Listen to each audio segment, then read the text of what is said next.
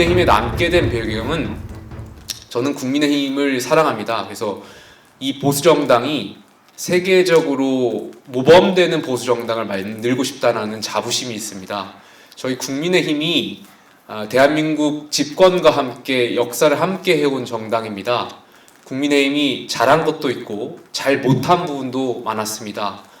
저희 정당은 산업화와 민주화의 유산을 가진 정당입니다. 물론 그 과정에서 군부 독재도 있었고 이러한 것을 저는 미화하고 싶지 않습니다. 공은 공대로 취하겠고 과는 과대로 인정하겠습니다. 다만 저희 국민의힘은 민주화의 유산도 가지고 있습니다. 김영삼 대통령을 배출한 정당으로서 하나회를 척결하는 등 대한민국의 민주주의를 지켜내고 발전시키기 위해서 노력했던 정당입니다.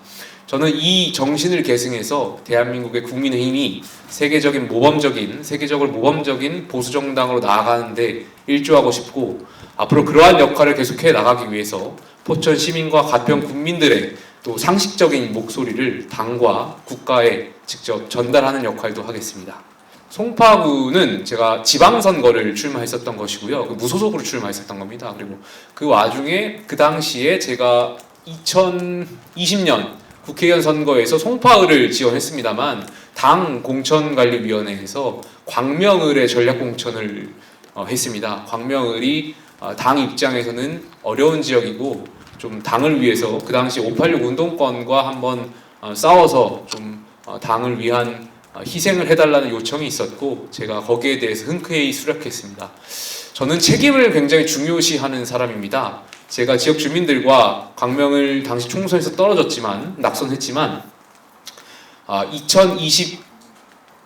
2022년 지방선거에서 제가 평가받겠다라는 말씀을 많이 들었습니다. 당협위원장으로서 지방선거의 결과에 대해서 제 거취를 말씀드리겠다.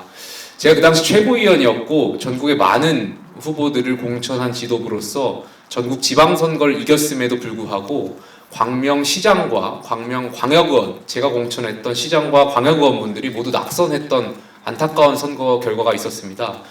제가 그 선거 결과에 대한 책임을 졌고 또 맞물려서 그 시점이 저희가 국민의힘이 최고위원회가 비대위로 가는 시점이었습니다. 그래서 비대위로 가는 것을 제가 굉장히 반대했었고, 왜냐하면 그 당시에 절차적 민주주의를 훼손하는 일들이 있었고 여기에 대해서 강하게 반대하면서 제가 끝끝내 비대위로 가는 것을 막지 못했습니다. 그래서 중앙정치나 이제 지역정치나 모두 제가 제 책임을 다하지 못했기 때문에 지역 주민들과 또 많은 당원들 앞에서 제가 백의종군하겠다는 말씀을 드리면서 모든 당직을 사퇴한 바가 있었습니다. 그에 따라 사퇴했던 것이고요. 그로부터 2년이 흐르면서 제가 이번에 총선에 지역구를 선택하면서 고향이었던 포천시로 돌아가겠다.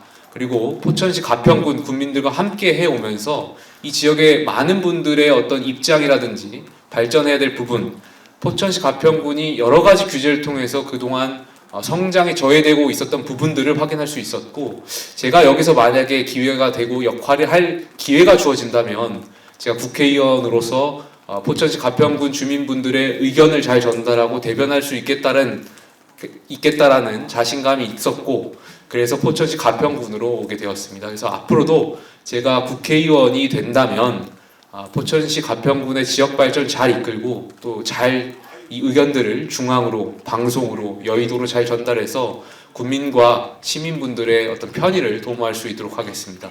덧붙여서 저는 국회의원은 두 가지 역할을 다 해야 된다고 생각합니다. 첫 번째는 국회의원은 헌법기관입니다. 대한민국 국민 전체를 대표하고 헌법에 따라서 국익을 우선하게 판단해야 할 의무가 있습니다. 두 번째로는 포천시 가평군 지역구의 지역 주민을 대표하는 역할입니다. 중앙정치와 이 지역정치를 다 해내야 되고 또 잘 해내야 되는 의무가 있는데, 사실 많은 정치인들이 어떤 특정 이 두 가지 역할 중에 한쪽에 쏠려 있거나 잘 못했던 부분도 있었던 것 같습니다. 그래서 제가 주민분들께 정말 판단이 돼서 좋은 기회를 얻게 된다면 이 두 가지 역할을 잘 해낼 수 있는 정치인으로 노력하겠습니다. 제 개인적으로는 이 국민이 어느 지역에 살든 안전하게 사는 것, 보수정당이라는 것이 국민의 생명과 안전을 지키는 것이 굉장히 중요하다고 생각했고, 저는 이 가평 국민들께서 위급 상황에 응급처치라든지 응급시설에 갈 수 있는 환경들을 조성해야 된다고 생각했습니다. 서울 시민들이 누리는 복지에 대한 혜택과 가평 국민이 누리는 복지의 혜택은 좀 같아야 된다고 생각합니다. 특히 죽고 사는 문제인 응급 문제에 있어서는 가평 국민도 골든타임 내에 조치를 취할 수 있어야 된다고 저는 생각하고 있고, 다만 가평 국민들과 제가 많이 만나서 느낀 바로는 교통에 대한 문제를 굉장히 많이 지적해 주셨습니다. 계속해서 제가 공약에 말씀드렸던 것처럼 가평의 교통에 대한 국도의 어떤 여러 가지 사업들을 추진하고 설계를 잘 반영해 달라는 말씀을 많이 해주셨기 때문에 이 교통에 대한 문제도 반드시 좀 잘 챙기겠습니다. 저는 사실 그 신당이 새로운 정치 실험을 하기 위해 떠나신 분들이기 때문에 양당제에 대한 폐단과 여기에 국민들의 혐오가 있고 잘 해주셨으면 하는 기본적인 바람이 있습니다.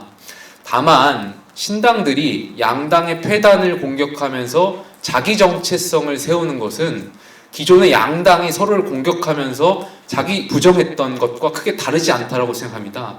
그래서 신당이 잘 성공하려면 신당이 내세우는 가치와 비전을 국민들께 설득하고 이것을 관철해 나가는 것이 저는 이 신당의 핵심에 있지 않나 이런 생각이 있고요. 저는 이 정치 토양, 환경은 바뀌지 않는다고 생각합니다. 중요한 것은 신당이든 이 국민의힘이든 어디에 있느냐, 어디에 속해 있느냐가 중요한 것이 아니라 우리가 처해진 정치 환경과 정치 토양을 바꿔나가는 그 의지가 중요하다고 생각합니다. 제가 국민의힘에 있어서 계속해서 중도층의 국민의 목소리를 전달하고 이러한 상식적인 목소리를 전달하고 국민의힘을 혁신하는 일에 집중하고 또 그것이 관철되어진다면 저는 국민의힘이 신당보다 훨씬 더 사랑받고 기대를 받을 수 있는 정당으로 거듭날 수 있다고 생각합니다. 그렇기 때문에 저는 제 역할을 제 자리에서 최선을 다할 수 있도록 하겠습니다. 네, 감사합니다.